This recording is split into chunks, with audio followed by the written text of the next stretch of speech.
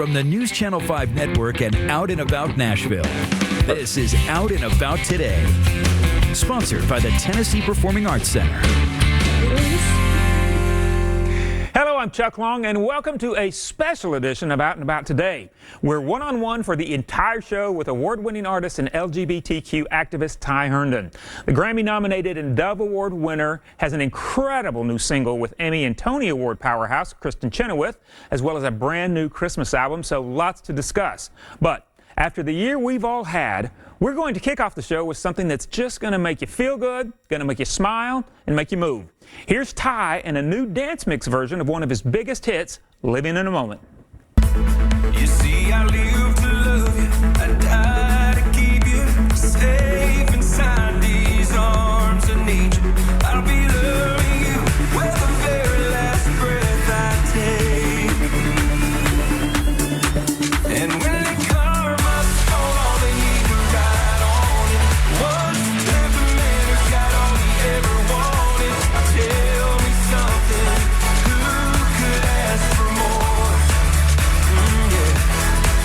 And to be living in a moment you would die for. Okay, does that not make you move? All right, it is time to say hello to our special guest, one-on-one with Ty Herndon. Ty, that got me in the great mood after the year we've had. It is great to see you. How are you? I wish I would have remembered to play that at the beginning of all this. I was like, hey, that's pretty fun. I haven't listened to that in a while. Well, you should, because like I say, I put that on when I was getting ready for the show, and I was just like, okay, I'm going to like aerobicize to this for the next 30 minutes. That was really a way to get me in a great mood. So it is so good to see you, and I got to start off. We're going to talk about a lot. You've got an incredible new single, Orphans of God, so much to talk about. But the year that we've had, so tell me first off, kind of how have you been coping through this year? Well, I'm going to be very honest about that, man. I like a lot of my brothers and sisters that are used to life on the road and used to working our problems out on the road. Our life is on the road, and it was like somebody had chopped off both my arms, and I was unable to walk, and my legs, and it was really crazy, and just everything stopped, everything, and I mean.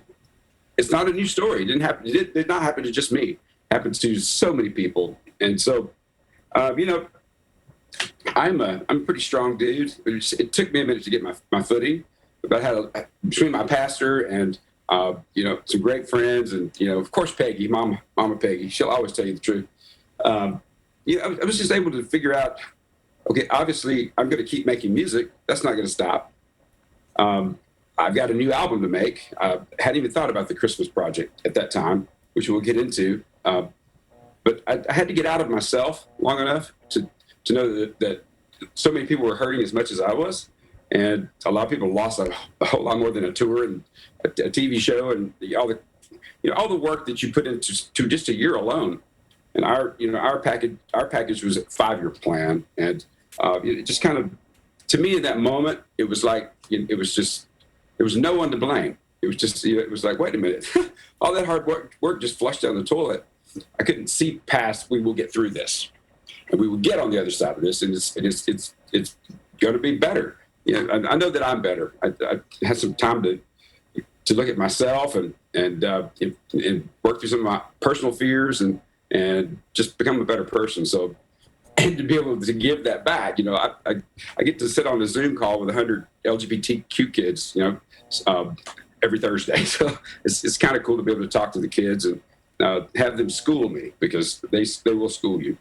But yeah, man, it's everybody's got a story through this, and I always make sure that I listen, because I know mine felt like it was the only one, and I just wanted to sit in the corner and cry, and maybe I did, for a few weeks, because I had to do that. But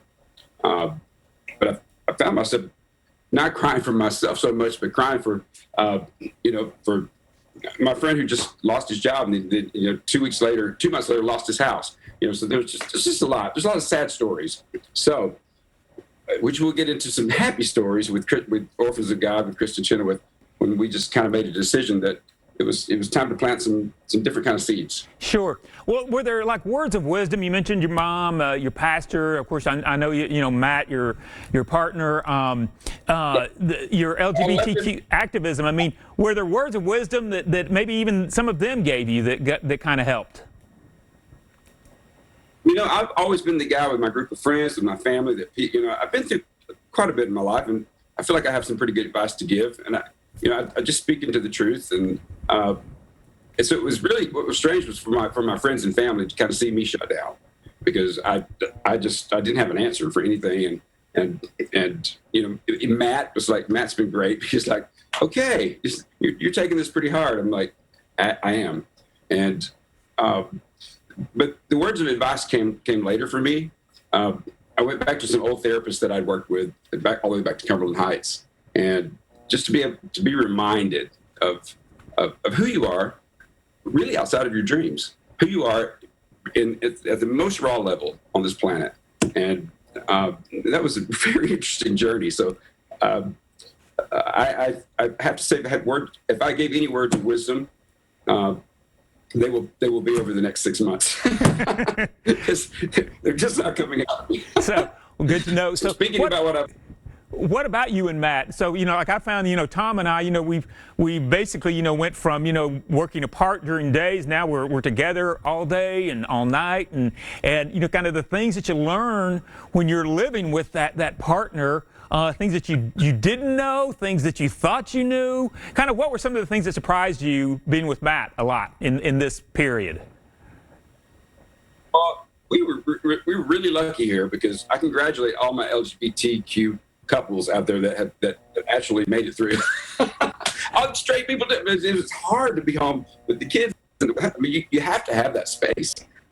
Luckily for us, you know, I have the condo and we have the house, so I was able to, you know, we were actually, when some of the things started, I was going through some health problems, and we were actually separated for almost 3 months. I was alone at the condo. You know, my best friend was the lady from Kroger that brought my groceries, and we'd sit and talk through the door. And I was living in the Gulch at that time, and man, it was like, I'm like, where are the zombies? I mean, a very active part of that. You walk down there, and there's not even a cricket. It's like, what? Where am I? So talking about, you know, spending a lot of time in prayer and meditation, and I got Netflix. I actually picked up a book. I hadn't done that in 10 years. So, but at the end of the day, Matt's grown as a man. Who he is. I think we all have. If you haven't, then maybe it'll happen for you later. But or maybe, as I told my mom, I said, "You're just a saint." She's like, "Oh, it's fine." You know, the elderly folks should be really freaking out, and my mom was like giving all the advice. She was like, "You do this and you do that." So she was awesome. She is awesome. Okay, well, Ty, we are going to take a short break, but when we come back, we're going to get the scoop on your new Christmas album and a powerful new single with Kristen Chenoweth. You're watching Out and About today.